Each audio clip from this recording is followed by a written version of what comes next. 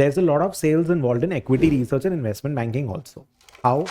In an equity research, let's say you have done a lot of screening and all, you have filtered out some stocks, you're liking a few stocks. Suppose एक stock आपने choose किया and वो stock के ऊपर में आप एक equity research report बना रहे हो.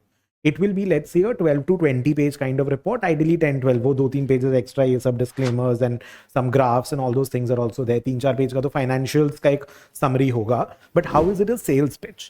So basically जब आप एक sell side में हो, आप एक brokerage house में काम कर रहे हो, you are writing an equity research report. Let's say you've written on Bajaj Housing Finance, analyzing it. First page mein, in your executive summary or in your cover, you're basically writing a summary kind of a thing of the entire next 15-20 pages. कि ये stock बहुत अच्छा है, ये वाला stock खरीदो या बेचो. आई एम अज्यूमिंग कि you are giving a buy rating for a stock, क्योंकि एक्चुअल में थोड़ा सा बायस इसलिए भी बाय रेटिंग का होगा क्योंकि अगर वो कंपनी, वो फंड मैनेजर या इन्वेस्टर जो है, वो अगर वो स्टॉक खरीदेगा, वो आपके थ्रू खरीदेगा, एंड वो आपके थ्रू खरीदेगा तो आपका ब्रोकरेज इनकम आएगा. वो brokerage income is the income you are getting. Equity research report का लोग पैसा नहीं देते हैं. Equity research report agar based on your research, if the fund or whoever is going to purchase that security, they are going to be purchasing through you. अब ये मत बोलना दूसरा ब्रोकर से ले लिया, तो वैसा नहीं होता, बिकॉज आपको तो कोई ना कोई ब्रोकर से खरीदना ही है ना. तो the one who's pitching the idea, the one whose investment thesis पे आपको विश्वास है, आप उसी के थ्रू खरीदोगे ना, अदरवाइज नेक्स्ट टाइम वो आपको बताएगा नहीं. So that report, that first page has to be so captivating and so well written that आप उस रीडर का इंटरेस्ट को ग्रैब करो कि पूरा रिपोर्ट पढ़, have written lot of sensible stuff. 2/3 of the first page उसमें आपका समरी आ जाता है, what is the basis on which you are trying to sell this particular stock. So your writing skills and your sales skill हुआ कि नहीं, actually selling that company कि this company is something that you should be purchasing. अगर बात आगे बढ़ेगा तो you will have to interact with the fund manager, work with the valuation models and all जो आपने दिया है, और detailed discussion around the scenarios and all कि किस किस scenario में कैसा valuation हो सकता है, and then you do a discussion.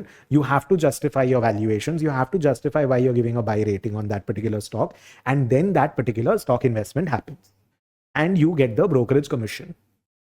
End fund manager जितना अच्छा रिटर्न्स जनरेट करेगा, उसको क्लाइंट उतना अच्छा रिटर्न्स देगा, एज एन उसको क्लाइंट से चार्जेस मिलेगा, commission and management fee and all of that. So there is sales over here. Investment banking में क्या हुआ, आपको एक कंपनी का आईपीओ लाना है, और से for example you working in a mergers and acquisition, you have a company, उसने बोला है कि मेरे को ये डिवीजन XYZ को डाइवेस्ट करने का है. आप एक मार्केट में अच्छा बायर लाइए जो ये पूरा का पूरा कंपनी का ये डिवीजन को खरीदे. और you are looking at a private equity space where you need to do fund raising for a startup or a startup or a venture or something which is in a good stage, series B series C हो गया है, मतलब वो थोड़ा बड़ा level का startup हो गया है. आप आईपीओ निकाल रहे हो, what are you doing, you need to sell to the investors.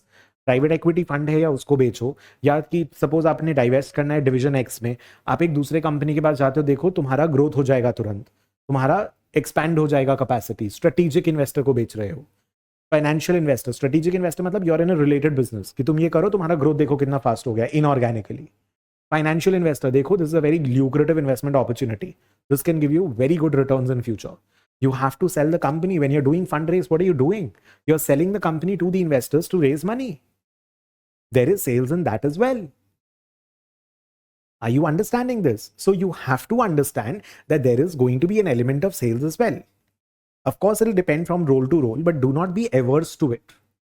So understand these aspects. You have to level up in all these areas as well. So ये चीज को समझो थोड़ा सा.